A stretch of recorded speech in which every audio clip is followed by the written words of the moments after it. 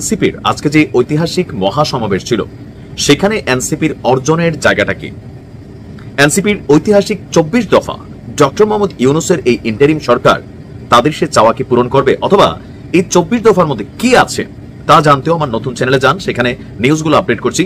এখানে একটু ভিন্ন আলোচনা করতে আসছি। সারা বাংলাদেশে গত বছর সরকার পতনের পর এনসিপি তৎকালীন সময়ে রাজনৈতিক দল হিসেবে গড়ে ওঠে নাই, কিন্তু তাদের বিশাল একটা চাহনেওয়ালা ছিল। আর এদেশের মানুষ এমনিতে অনেককে বিশ্বাস করে, কিন্তু টাকা দিয়া এই বিশ্বাসটা আলাদা। তো এনসিপি যখন সরকার পতনের পর পর আপনাদের খেয়াল থাকার কথা বন্যা হইল, আমাদের কুমিল্লাতে ১০০ বছর ইতিহাসে এমন বড় বন্যা হয় নাই।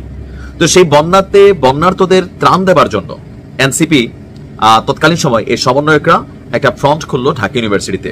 রিকশাওয়ালা থেকে শুরু করে সমাজের ধনাঢ্য ব্যক্তিরা দুই হাতে টাকা দিয়েছিল।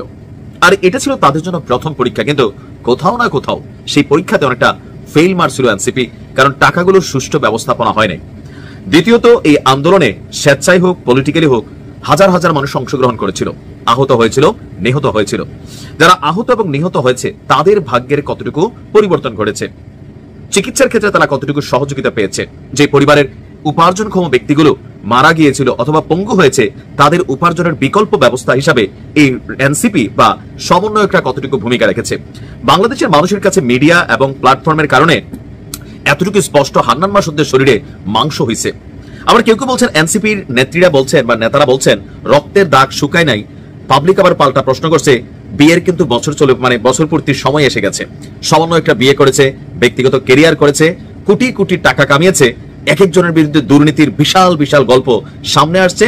আর অধিকাংশ সমন্বয়করা, অধিকাংশই এই মুহূর্তে যেটা হচ্ছে প্রকাশ্যে তলে তলে চাঁদাবাজিতে সম্পৃক্ত হয়ে গেছে। এই যে জনবিচ্ছিন্নতা, এইটার একটা প্রভাব পড়েছে আজকের মহাসমাবেশে। এটা কিন্তু মহাসমাবেশ ছিল, ১ মাস বাংলাদেশের ৬৪টি জেলা তারা চষে বেরিয়েছেন। সেখান থেকে সারা দেশের এনসিপি নেতাকর্মীদের যখন ডাক দিলেন তখন উপস্থিতির পরিমাণ যেটা, সেটা কিন্তু সন্তোষজনক না। মানে আমরা ভাবছিলাম বিশাল উপস্থিতি হবে, এখানে যে উপস্থিতি হয়েছে এটা ছোটখাটো একটা মাহফিলে এর থেকে বড় উপস্থিতি হয় আজারি হুজুরের, বুঝতে হবে। সেখানে এনসিপি আগামী দিনে রাষ্ট্র ক্ষমতায় যাওয়ার জন্য পরিকল্পনা করছে, সংবিধান সহ বিভিন্ন ইস্যুতে হাত দেওয়ার চেষ্টা করছে, কিন্তু তাদের জনসমর্থনটা আসলে কতটুকু সেটা কিন্তু আজকে অনেকটাই প্রকাশিত হয়েছে। আবার এই প্রোগ্রামে অনেক ধরনের মানুষের আনাগোনা ঘটছে, টোকাই তারাও মানুষ, বাট এই আরো বিভিন্ন শ্রেণীর মানুষের বিভিন্ন ফুটেজও কিন্তু এখানে উঠে আসছে। তারপরে একটা রাজনৈতিক দলের সবাই সমর্থন থাকবে, কিন্তু দিন শেষে আপনার কাছে কি মনে হয় এনসিপির এই সমাবেশ থেকে তাদের অর্জনটা ১ বছরে কতটুকু অবস্থানে চলে আসছে? কমেন্টে লিখুন। ভালো থাকুন।